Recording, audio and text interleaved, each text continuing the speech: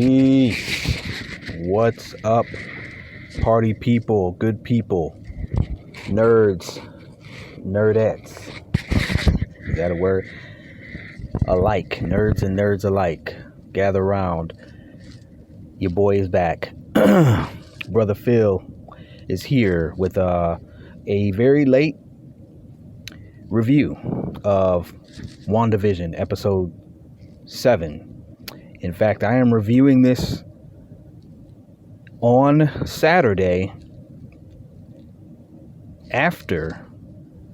the day after episode 8 has premiered, and I haven't watched it yet. Going home to watch episode 8, but I got to get these thoughts out for episode 7 before I even look at episode 8, in case there's some theories or things.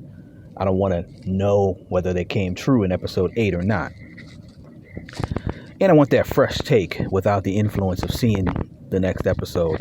So, I'm here on location in the car at Michael's Arts and Crafts store. Picking up some, not arts and craft stuff, but, some crafty type stuff. So let's jump right in. The funny thing is, last week when I made my video, it was on the Thursday, the day before episode 7. And I was out doing a review of episode 6, literally a day before episode 7. Now I've gotten even worse by doing a review for episode 7 a day after episode 8 came out. If you follow that. Life stuff, baby. But here we are. We're down to the last two. We're getting down to the last 2 episodes. So I'm gonna just jump right into this. This episode, and again, as I've established now, I have to watch the episode twice to really get my thoughts and real solid takes on everything, because the first watching again was a little underwhelming to me. I mean, they're developing stuff, but it wasn't really stuff that excited me. But when I watched it again, I had greater appreciation for it. Excuse me. Right off rip, let's just jump right into the main moment of the episode is the reveal. The big reveal of Agatha. Agnes is actually Agatha Harkness. I'm not an aficionado on who that is in comics and what that means. But the point is, that reveal was not, surprise for me. So, wasn't a big deal. I've been predicting for several weeks and episodes now that something's off about her. So, I knew this episode was I pretty much knew we're going to get that in this episode, if that makes any sense. Especially once she came over right at the beginning of the episode, when she was talking about how she needed a staycation and, the kids. I'm like, well, Agnes is obviously going to try to come babysit or something. And I'm just thinking somewhere along those lines it's going to get revealed. I was actually thinking more like Pietro would be busted or revealed as well. Even more so than maybe Agatha, but you figure there's only 3 episodes left, so we do have to identify who's what and who's the villain and what's really going on here. You know what I mean? So I knew all of this was going to happen in this episode. It's just a matter of how, you know what I mean? And because of other theories, videos, and things from the minute the show started, I've heard the name Agatha Harkness already thrown around. So, like I said, none of that was a surprise to me. Although I liked as far as how, I guess at the end of the day, it's not always about, whether, a show like this is built on so much intrigue and surprise and twists that you want to think everything has to come as a complete shock. And that's not true. I don't believe that of anything, There's nothing wrong with seeing a twist coming before it comes. As long as it's played out well, then that's the other half. You got to be able to actually play the thing out well. And that can make up for the lack of shock or anticlimactic nature of it, I mean, usually anticlimactic stuff means you knew it and it wasn't done well, so where's the climax? You see what I'm saying? So with that being said, I like the way they did it. I mean, again, this episode was I'm trying to think of a show that they were basing it off of. Was it Ally McBeal or something that had that kind of break the fourth wall, talk to the camera, and then show you in a side room having an interview, talking to somebody about yourself or whatever. I know there's several shows that did that, but I was just trying to think of a show that was centric to a woman, because how they were this time. It was just like Wanda. They kept saying Wanda, then at the end it finally said Vision, WandaVision. So I was trying to think, was there like a show about a single lady that was formatted that way, or a married lady, whatever, but like where the woman is the main character. So anyway, Ally McBeal was from the 90s anyway. And hey, speaking of, I should go back and watch some reruns of that. Robert Downey Jr., for a nice little meta reference there, was in that show, and he was very poorly on drugs at that time. Getting in trouble, with DUIs and overdosing and whatever the heck he was going through while he was trying to be on that show, trying to keep his career afloat. He was great on that show though. So anyway, yeah.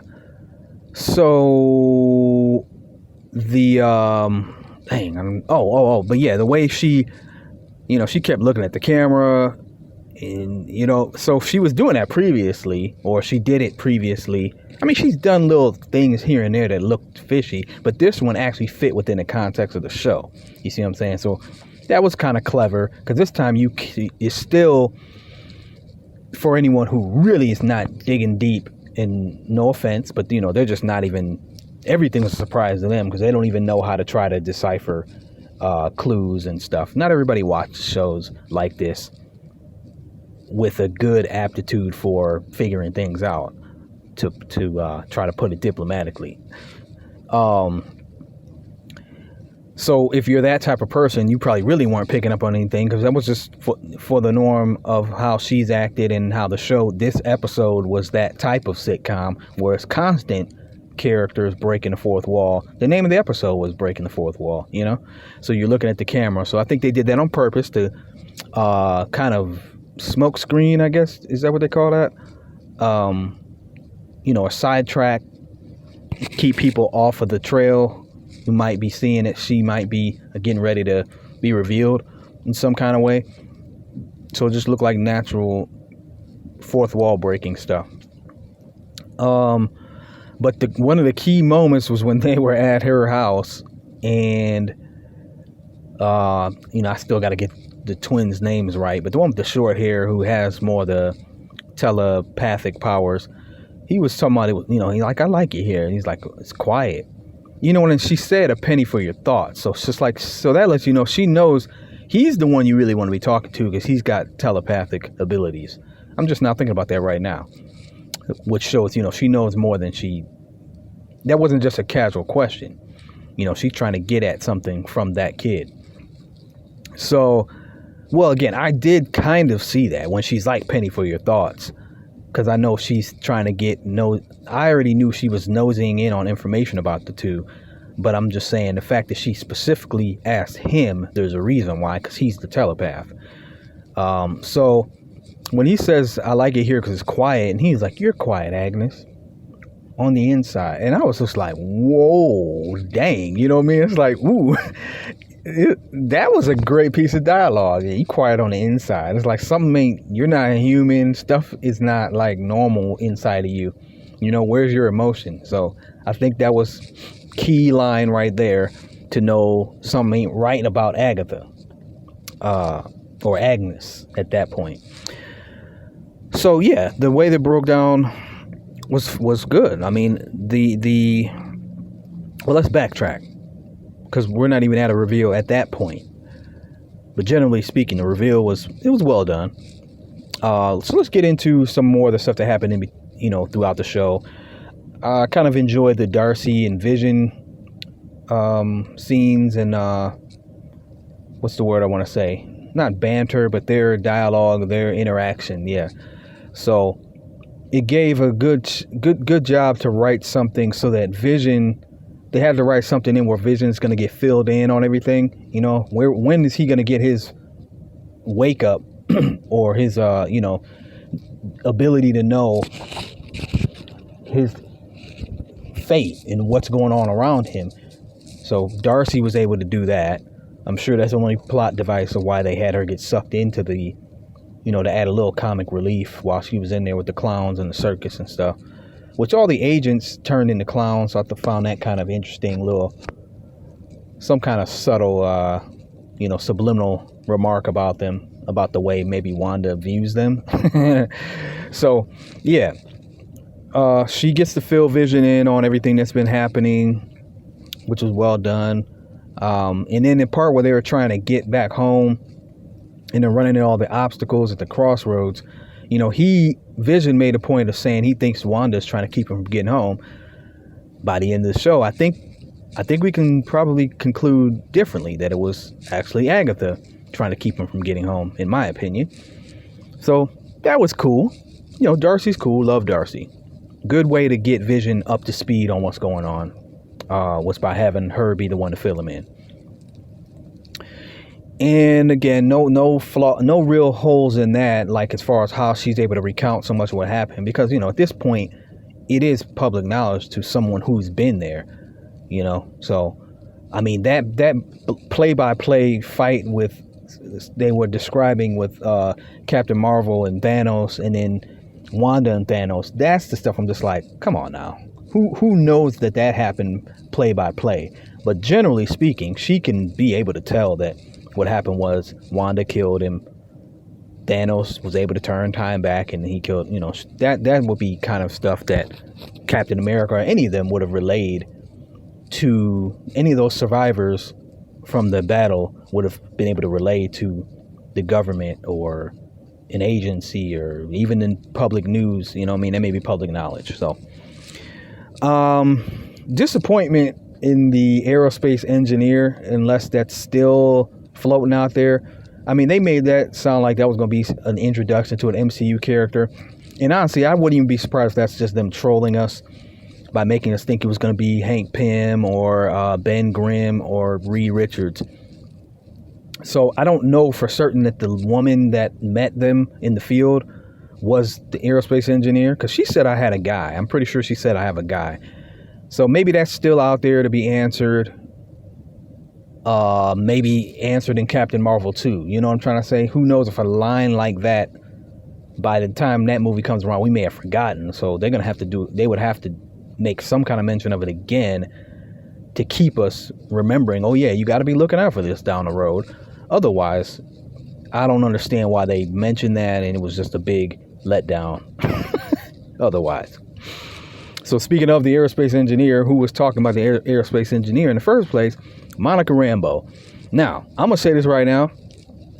I mean, it's the first MCU show for Disney Plus, but to me, we just got our first mark out epic hero moment for phase 4 of the MCU. When she's walking through the Hex force field,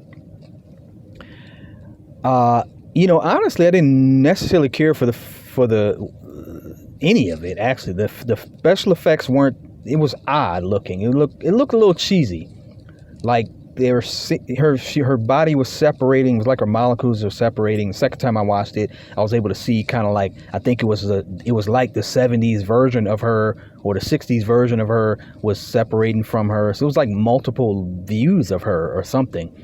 I almost have to watch it again and slow it down or pause it to see. And then they're doing the voice track of thoughts in her mind of her past. They even had a Nick Fury line in there. Her mother talking, Carol talking, all this stuff. And, I get it. Those moments, those thoughts were motivating her. And then that one, I forget what line it is, that finally makes her just say, I'm going to get through this. It was good that we're trying to show, I guess it was pretty painful for her to be trying to force her way through this thing. My point is, all of that was kind of mediocre, it was just okay, was made up for.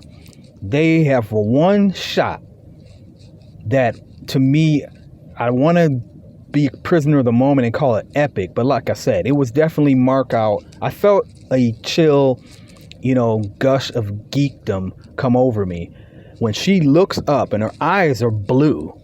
The first time her eyes are blue, and then she pushes her way through. The shot of Tiana Paris was just dope. Like the hair, the eyes, her facial expression. It was dope. And then she pushed through and then came out and lifted her head up again, and the eyes were blue. But that one shot while she's still in the membrane, I guess, of pushing through, and she looks up and her eyes were blue. To me, that was a moment. That was an MCU moment right there. On WWE WrestleMania, they talk about WrestleMania moments. I'm gonna start talking about Marvel moments, or MCU moments, really. So that's up there. Like with the first time I saw Bruce Banner turn around with them eyes in Avengers to turn into the Hulk, or the I'm always angry. There's numerous ones, but that, to me, this is the first one for Phase 4. It took to this episode. There hasn't been a moment, in my opinion, like that until that moment of this series. So kudos, MCU. You got your first moment. Check that off your checklist. I'm sure there's more to come, even in this series. So that I loved. Saw that coming. I think it's a dope visual. I think they did a good job on that design with her.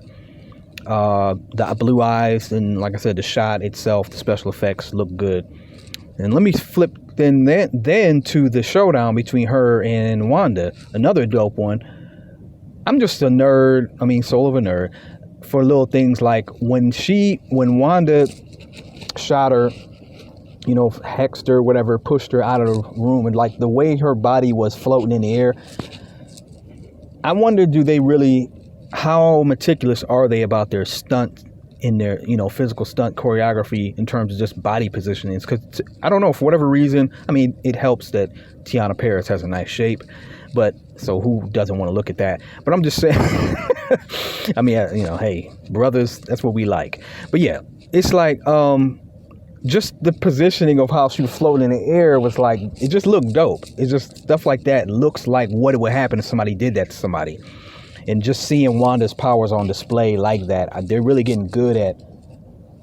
It's really, maybe some of y'all get what I'm saying. I'm just particular about that. If you're gonna have a character whose powers are reliant or very connected, dependent on floating in air or pushing objects through the air, you got to make it look dope, in my opinion. And X-Men kind of did it every now and again with Magneto, but I think the MCU's stuff right now, in that regard, is getting really good. Like every time I look at Wanda float or Vision float, you know what I'm saying? Any of those people that are floating, flying, it looks really good. And this was another example. But it was a nice little showdown. Like she tried to slam her on the ground, she caught herself and got up with the eye, and Wanda was looking like, holy crap, wow, what's going on with you? You got a little skills now since I last saw you. Like that, loved it. So I think Monica's, like I said, she's gonna be a favorite amongst fans, and definitely for me going forward. Let's talk about, we just talking about Wanda, let's talk about Elizabeth Olsen's acting. Again, phenomenal. She's killing this. This episode might be some of her best acting for just the subtle nuances. This woman can play anything. Like she's playing every version of this sitcom person to a T. Like her little quirks, or what's those words they call those? Tics. Yeah, tics. That she's doing with her behavior, like she's a burnt out, I almost said strung out, but a burnt out, mother, is just phenomenal. Like it's freaking hilarious. It's like she's cute, funny, confusing, dangerous, all at the same time, nutty, yeah, all of that. Phenomenal. Loved it. So that, like I said, this version of the sitcom, like that fourth wall breaking, woman centric lead character type. I'm trying to think of a show that will be based on, but again, that's what I got from it, and she just killed it. Oh, the part where she was talking to her fourth wall, and the person said, So I got cut off on my other video. Yeah, so as I was saying, another moment that was really odd and off-putting and a little kind of creepy and disturbing, throws you off, is the voice coming in saying, well, do you think maybe you deserve this? And she's like, you're not supposed to ask questions. I'm like, they are throwing in these moments within it, just be like, really throw you off. Like, hey, because I'm thinking the same thing. Like, what the heck would you get a voice from the other side of the camera for? You don't do that on these sitcoms. So, of course, when Agatha reveals herself, I guess we're able to determine she was the one who provided that voice questioning her. So I love that little part. That was great. I love every time they get a chance to just throw you off and shake it up a little bit. It was dope to me. So that's what happened there. And then they went into that commercial break, which was kind of interesting. I don't know Nexus. I'm trying to think, what does that tie in? They keep using the same woman and man. So I've heard some other people say, I've read like in YouTube comments that there's probably some significance to that, which would make sense. It would be nice if there was a reason why we keep seeing the same woman and man play the characters in these commercials. But that's that. The kids acting. I want to talk about the kids acting. I said this before. Those two kids are good actors. Same thing I was saying about Elizabeth Olsen. Like their little subtle body language acting and nonverbal acting. Looking at each other and was really good. Like both of those kids, talented young men. Again, I almost wish they could keep them around on a childlike basis, maybe a little bit longer than this series. But if not, they'll probably be able to do flashbacks or something, because I still feel like they're going to age them again, so they can set up something for Young Avengers. What else did I have? Oh, the book. So let's get to that part. So she goes in the dungeon after she comes over there. That was a weird scene. They had the fly crawling on the curtain. They were setting up a little bit of eeriness pretty well there. Looking at half-eaten sandwiches, the yo gabba gabbers or whatever they were called. I don't know what the significance of them being on the screen talking about jump, jump, jump, jump. Knowing the MCU, I'm sure they was trying to have some kind of hidden message or Easter egg in putting that there, but I don't know what it was. Generally speaking, I like the little setup that something was off and was about to happen. She goes down there to the basement looking for him. Dungeon. By that time, I'm just like, well, yeah, she's going down there. And Agnes is going to follow her down there and reveal herself, and that's exactly what she did. And actually, when she came out there, once the Agatha reveal happens, it does point back to a lot of stuff that was happening before. It's like really go back and watch episode 3 when she was out there with Herb talking about Wanda, and then tried to like warn Vision that Wanda was home, didn't really belong there and didn't even have a home. It all makes sense now, because she didn't like the fact this person was outside about to interfere, probably hoping that she could use Vision to get rid of Monica. You know what I'm saying? Did I say Wanda before? But yeah, I did say Wanda. That Monica did not have a home and really didn't have a real place there. Like she was trying to throw her all this doubt about Monica. So I'm saying that makes a lot of more sense now. Specifically, what her motive was. Probably just to she could tell this was a person who was not originally in the bubble or in the hex. So the book.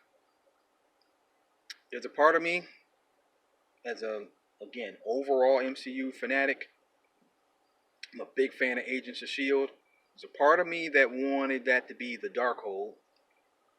I would love if they would do that, but I don't think they're going to try to tie anything that directly to something from another aspect of the fringe MCU that wasn't Kevin Feige ordained, so to speak.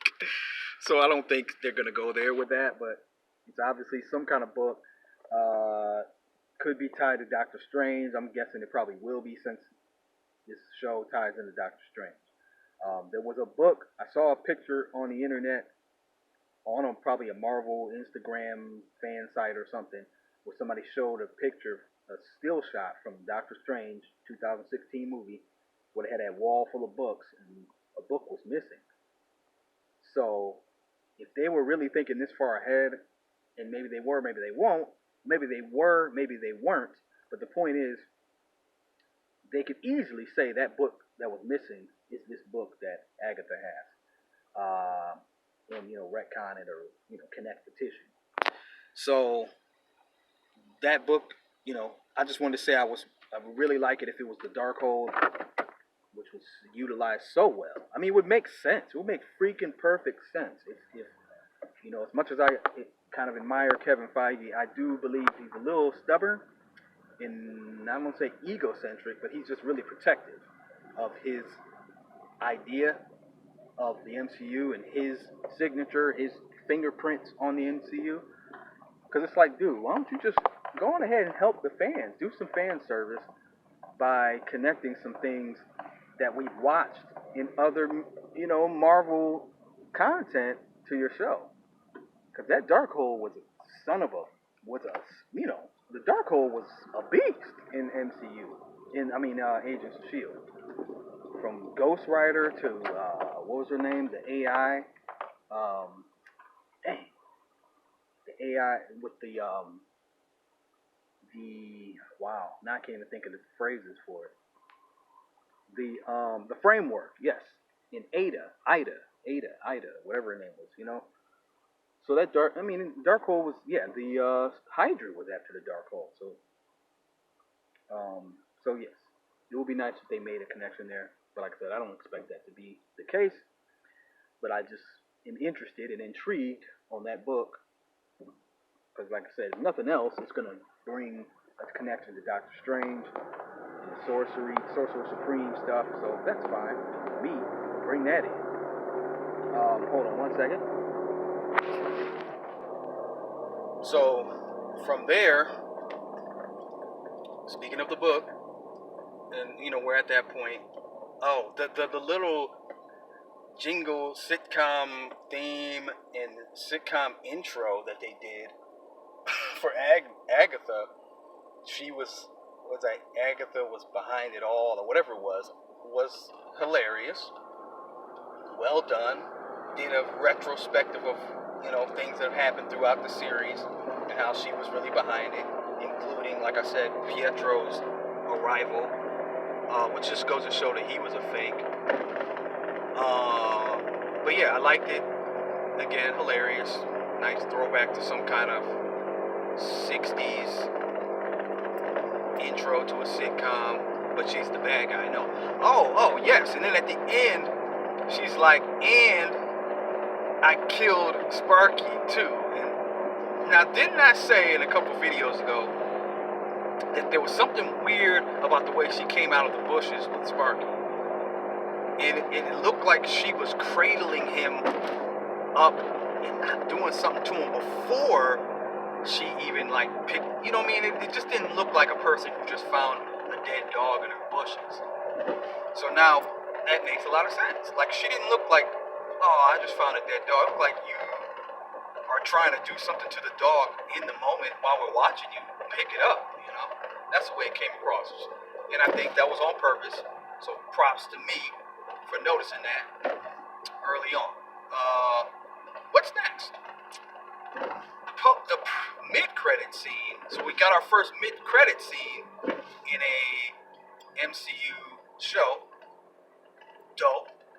It's like it's about time. Might as well do that. You do it in your movies. So Monica is trying to get into this house. Finds a door, opens it. It's an outside door. What do they call those? Barn trap doors or something. And look who pops up next to her, but Mr. Pietro. And that's how the show ends. He's like, Snoop is gonna snoop. So again, I hope we get more clarification on who he is. It could be just something as weak as he's just Agatha's lackey, or he's a greater villain maybe not greater than her, but you know what I'm saying. So I guess we'll get that answer in episode 8, which I'm about to go in here and watch. So there it is. It was a nice, not even a jump scare, but you know, again, like Marvel, it's Disney, and they're not trying to be R-rated. They're not trying to be scary, and you know me, make you have nightmares and pee on yourself. But I just appreciate the little bit of eeriness and creep factor that they're really getting to so far, which gives me a lot of anticipation again and high hopes for what Sam Raimi and them are gonna do with Doctor Strange and the Multiverse of Madness. So yeah, that was a nice little, like I said, minor jump to just have him standing right there as she popped up and looked at him. So we have to see what happens with that. I still would love to see something so they can actually do something with Aaron Taylor Thomas. I almost said Jonathan Taylor Thomas. Remember him? Isn't that the dude that was from, he was a teen heartthrob for a while. From Home Improvement, one of the sons on the show. But yeah, Aaron Taylor Johnson. I don't even know why I'm bringing that up. It's like, I need to give it up. Wow, can't be seen now. Let's turn on the light. So yeah, that's it. Thanks for checking me out in this low budget. I know this is not quality production, but I had to get this out because I haven't really had a chance to sit down in my space or anywhere else to do this. So I'm doing it now, and I just think these next 2 episodes are going to be crazy. I don't really know what to expect, except that it's going to be a showdown, obviously. And I think it's going to be something that pushes Wanda to a new level of power, or I don't want to say insanity, but yeah, threat. A new level of threat because of what she's going to go through here. It's going to be interesting what happens with the kids, because again, I think the kids are central to what Agatha is up to. And then, like I said, what is that book about? Really interested to see how did Agatha get involved in this hex. You know what I'm saying? Like, how did she get in it? What has she been doing to manipulate? She says you're not the only magical girl in here. So that was a nice line. And then the last issue thing will be, what's going to happen when Vision shows up on the scene and he and Monica, the heroes unite to take down Agatha, and what's going to happen with that. I think Westview is going to be destroyed, and it's going to be something pretty sad in the end for Wanda, and I think that'll lead us into that next movie. So we still got 2 episodes to go through all that though. So thanks for checking me out. I'll see y'all on the other side of episode 8. Peace.